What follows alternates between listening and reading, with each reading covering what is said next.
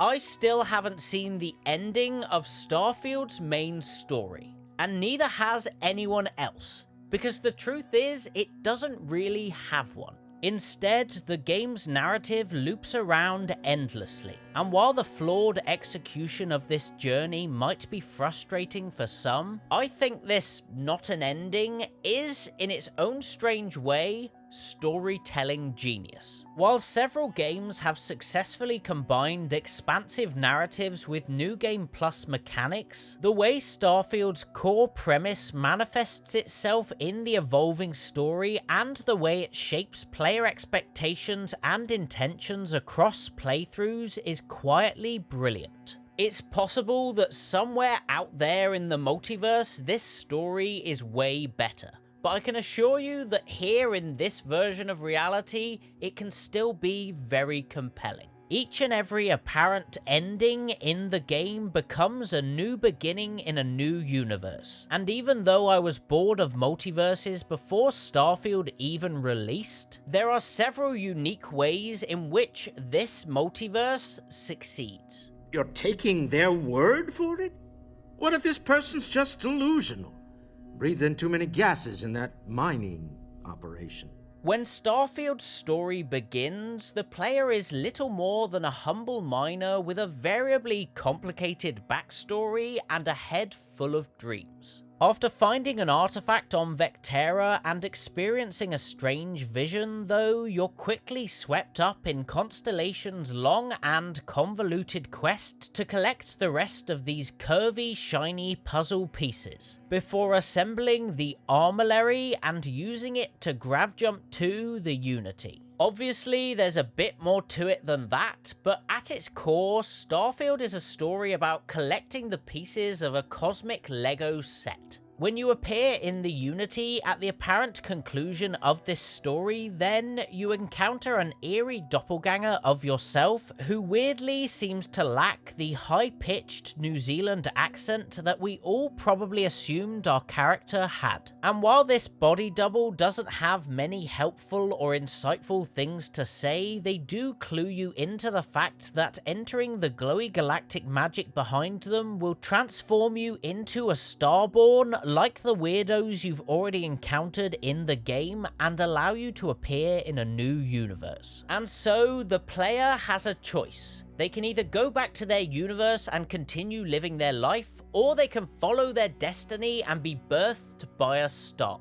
If you still have a list of quests you want to complete or companions you want to romance, then returning to your original universe is fine, I guess. And if you want your story to end with the hero discovering the Unity and choosing to return to a normal life in the settled systems, never knowing what more might be out there, then that's perfectly lovely too, I suppose. But the story only continues, really, when you enter the celestial maternity ward known as the Unity and get Starborn.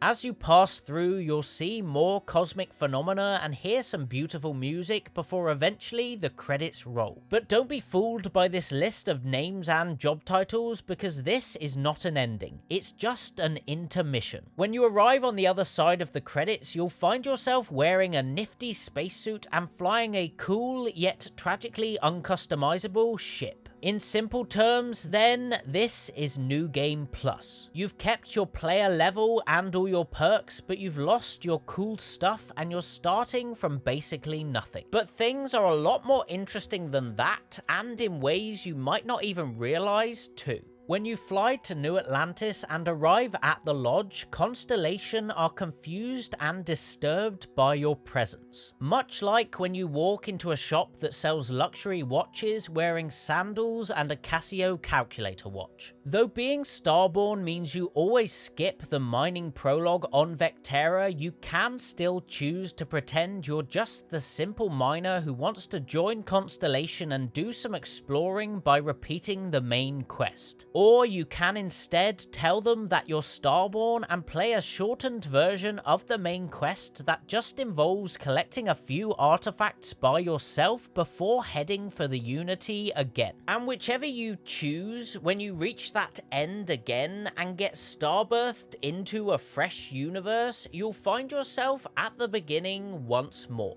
Over and over, you can enter the Unity and collect some more artifacts, and though you may encounter minor variations on the members of Constellation each time, the universe you land in is always going to be pretty much the same. And while that might be disappointing from a gameplay perspective, I also think that from a story perspective, it's very compelling in quite a few ways. And though I'm well aware that what I'm about to argue may seem like it's merely justifying game design failures, I want to be clear that I'm choosing to meet the game on its own terms here for the purpose of analysing the story. It's easy to suggest that Starfield would have been better with far more dramatic differences between the various dimensions, and we can still dream that they'll add more variety someday. But either way, I think the core story will probably always be the same, and as I've come to terms with that, I've become increasingly intrigued by how that impacts the story. If things really were radically different in each universe, it would suggest a high degree of chaos in the development and evolution of life and society, not dissimilar to the vastly differing states of multiverse dimensions across other media. But the fact that Starfield's world is essentially the same each time you come back around makes a very different artistic statement.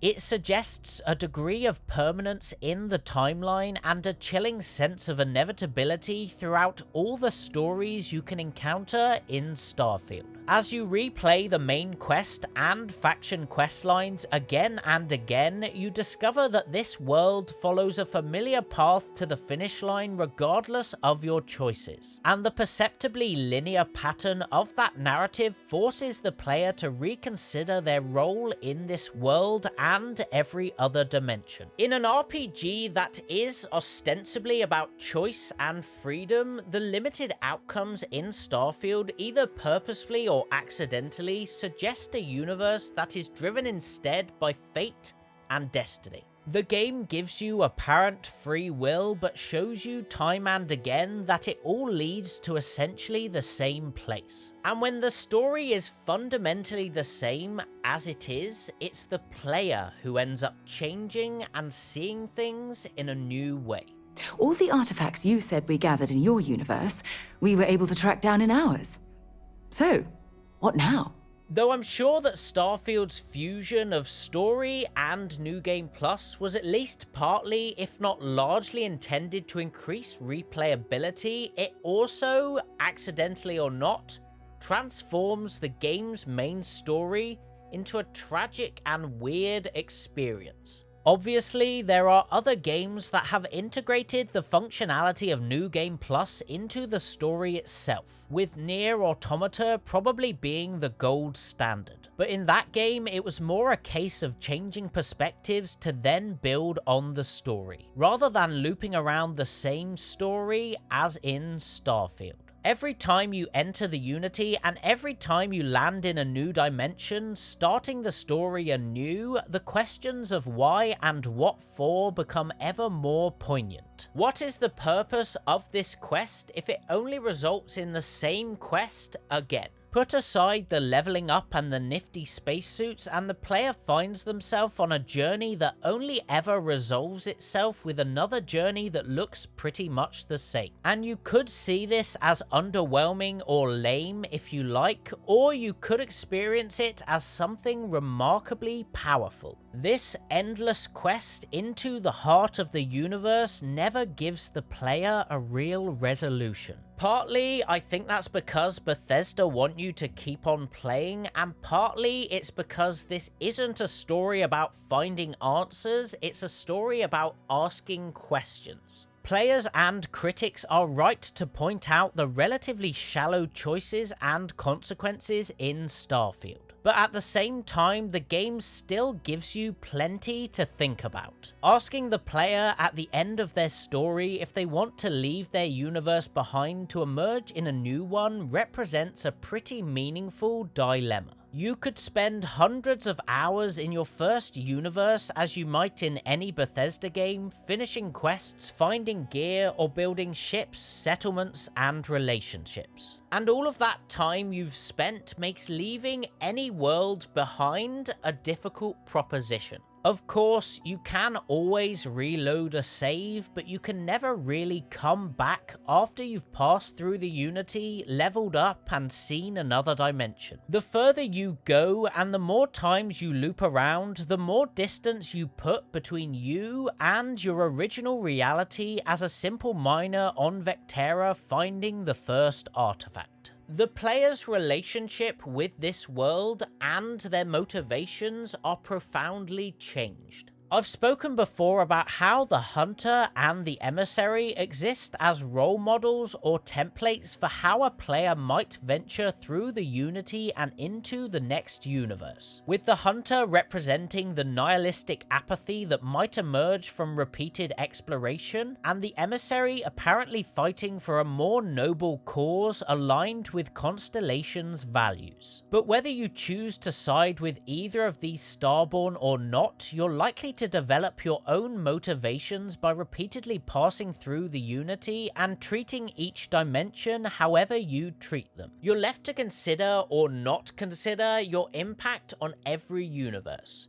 Do you care enough to do this or that, or are you fixated on that next artifact? Because the greatest evil in Starfield is probably repeated inaction. If you don't solve the Terramorph problem, then there's a good chance that no one will. If you don't join the Freestar Rangers, it's unlikely they'll ever uncover the conspiracy in Hopetown. And the more you know about this universe, the greater the burden on the player is. When I replay Fallout New Vegas, I'm always starting that story from nothing as a courier who just got shot in the head. But as I've replayed Starfield across the multiverse, I've experienced the story with a weird sense of familiarity and guilt layered over the top. Because it's not just me, the player, who knows how things will turn out here.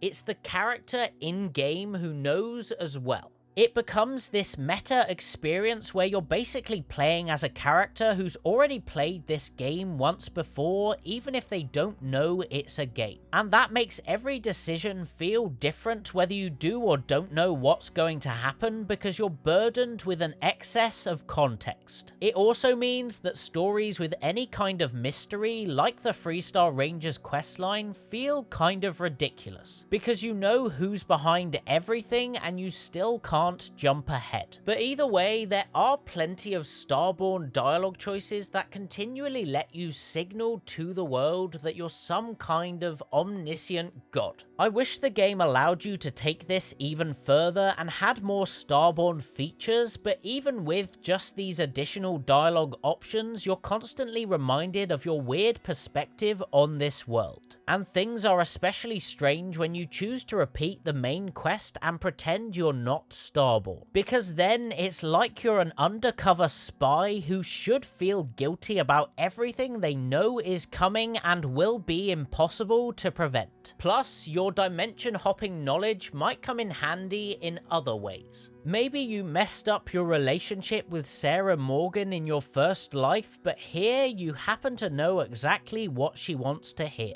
which is kind of messed up, but undoubtedly interesting. I feel I should say that for the most part, I really don't love multiverse stuff in other media. Fundamentally, I don't think it's a good storytelling device, not only because it vastly overcomplicates narrative timelines and requires some kind of nonsense technology to explain, but also because it creates a story where almost nothing really matters. If there are limitless versions of every character and every variation offers some kind of pointless twist, it's hard to care about actions and consequences for whoever the main characters are. That said, I think Starfield's multiverse works for me partly because of the tragedy of the aforementioned dimensional consistency, and partly because you can't go back. Every step through the Unity locks you into the next universe, so you can't just jump between any universe you like whenever you want to. The whole implementation is less like the jumbled Marvel multiverse and more like the adventures of Ace Rimmer in the classic BBC sci-fi comedy Red Dwarf. Except where Ace Rimmer encountered countless variations of himself and his compatriots across many different dimensions, the Starborn find themselves in basically the same place each time, forced to reconcile with these familiar universes and decide for themselves whether there is any real ending to be found in their story. But what do you think of Starfield's looping story? Let me know in the comments, and please do like and subscribe if you'd like to hear me talk more stories and more games. Otherwise, I'll see you next time around.